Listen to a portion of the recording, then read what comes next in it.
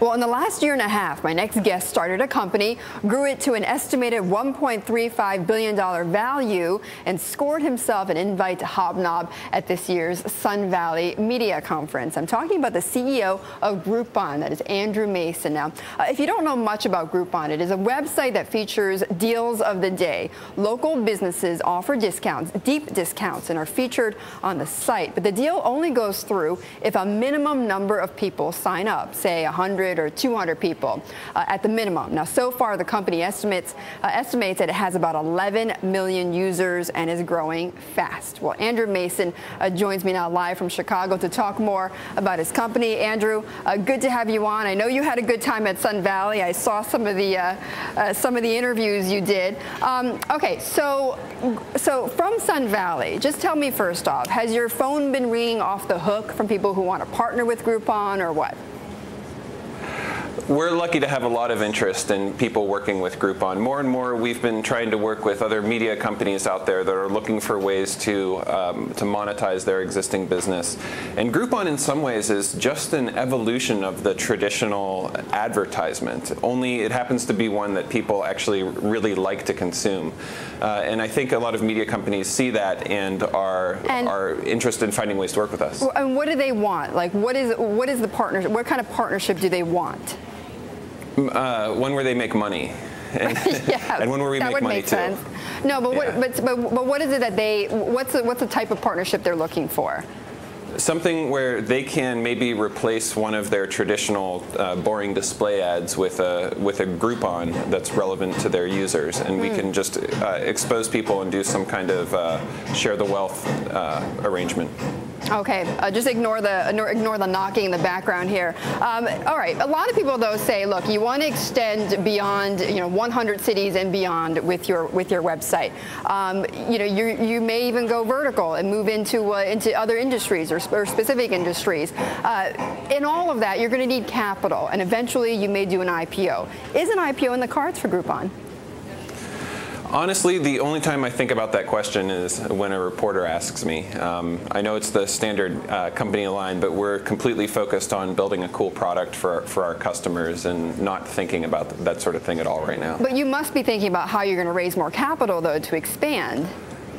Well, we've been very lucky to have a successful business, and after about 8 months, we turned profitable. So we've been able to expand thus far just with the capital that we have. Okay, all right, so maybe at a later point, you might want to talk about some IPO plans, though. Okay, Andrew, let's move on to some of the deals you've made yourself. I know you've recently partnered with Twitter. How is that partnership going? Well, we'll see. We're planning on running a deal through this Twitter early bird thing in the next few weeks, and excited to see how it goes, but nothing to report quite yet. Okay. Some have said, though, that that it's necessary for you to partner with various other companies like Twitter because you've got Facebook, you've got Amazon, others. I know Steve Case is investing in a similar business like yours. You've got a lot of other companies that may have more money, that may be able to put more money into a business like that and be able to essentially put you out of business. How do you make yourself or keep yourself competitive then? The same way that we became competitive in the first place, which was by listening to consumers and trying to come up with a cool product. So we think what we've done so far is really just the beginning.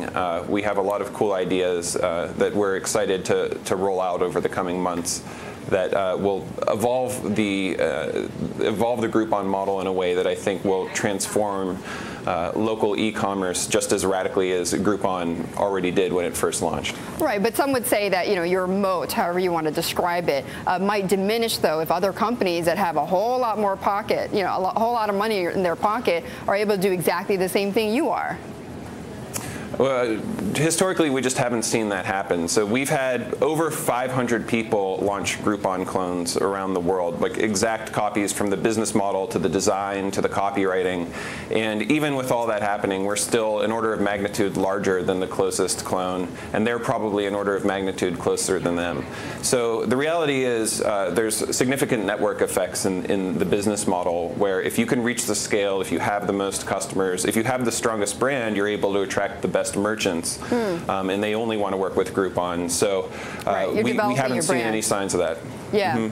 Okay, lastly, before I leave you, though, Andrew, I was reading through your company, and it was interesting that Digital Sky, of course, led this funding into your company, Yuri Milner. How much is he involved in the company? Do you ever seek his advice, or does he come in and sort of see how you're doing, kind of, knock on the doors and take a look? It's more the other way. He's very passive. I mean, I think the success that they've had is in part due to their philosophy as being kind of an entrepreneur's investment firm.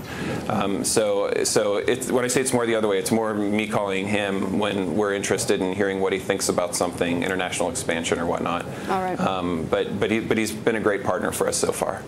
Andrew, thanks so much for joining us. Really appreciate it. Andrew Mason, the CEO of Groupon.